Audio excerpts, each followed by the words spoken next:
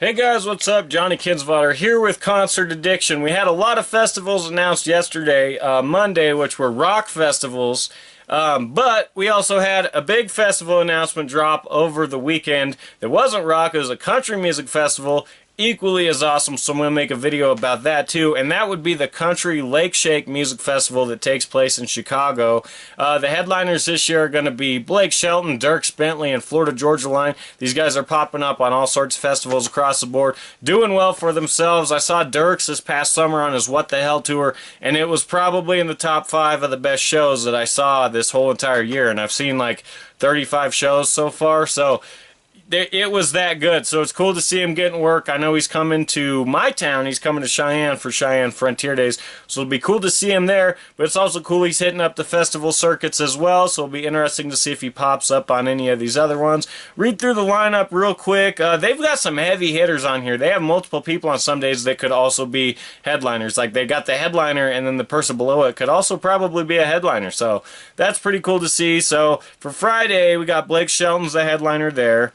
We got Lee Brice, Tracy Lawrence, Low Cash, Ray Lynn, and Runaway June. So a lot of variety there with Tracy Lawrence mixed in with a newcomer like Ray Lynn. That'll be pretty cool to see. Then Saturday is Dierks' day, and his direct support, the guy right below him on the lineup, is Billy Currington, who's someone who could also headline that festival probably. So they got 2 big hitters on that day for sure. They got big hitters all the way across the board. It's just cool to see Billy Currington not as a headliner. I mean, like, that sounds weird to say that that's cool, but he's big enough to headline, and he's not, so fuck it, that's cool. Jackie Lee and Jillian Jacqueline are also listed on that day, who neither of them I'm familiar with, and there might be more people on this lineup too. I'm not entirely sure. I haven't looked at the full thing. These are just some names that are popping up right at the top. And then Sunday, June 24th, is Florida Georgia Line headlining with Cole Swindell, whom they've toured with previous, and he has to thank them for his career probably, because he got a big kick out of touring with them, big boost in his career. And he himself could headline this potentially too, because I know he's headlining Cheyenne Frontier Days. So he could probably do this as well, because this seems like right along the same kind of audience and things like that. Chris Lane, Dylan Scott, and Russell Dickerson, 3 fantastic newcomers.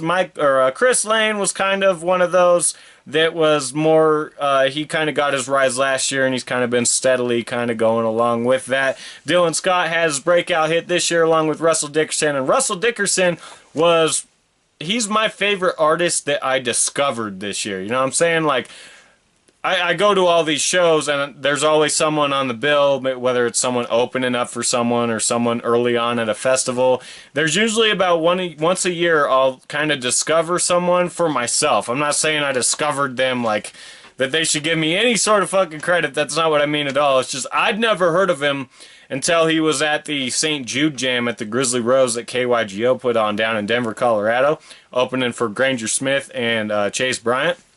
And he blew me away, man. I've added all his songs on my iHeartRadio and shit, and he's just, he's going to be one of the next big ones, I think. I've got a feeling about that. But anyways, so yeah, this festival runs from Friday, June 22nd to Sunday, June 24th in Chicago, so that'll be pretty kick-ass. I would love to go to it. I don't know that I'm going to, but it's cool to see. And the other thing that's cool about this, and I hate bringing this up because I hate dwelling on it kind of thing, but this is really cool to me to hear that these kind of festivals are still being announced and still happening after the tragedy that the whole nation was kind of hit by in early October with the shooting in Las Vegas. So it's fantastic to see that we're not letting the fear and hate that brought and that was deter us at all from going to these things. So like I said, tons of festivals are still being announced after that, so it's not seeming to affect us one bit. I'm sure security's going to be different. I'm sure there's all shit like that. People are going to be nervous,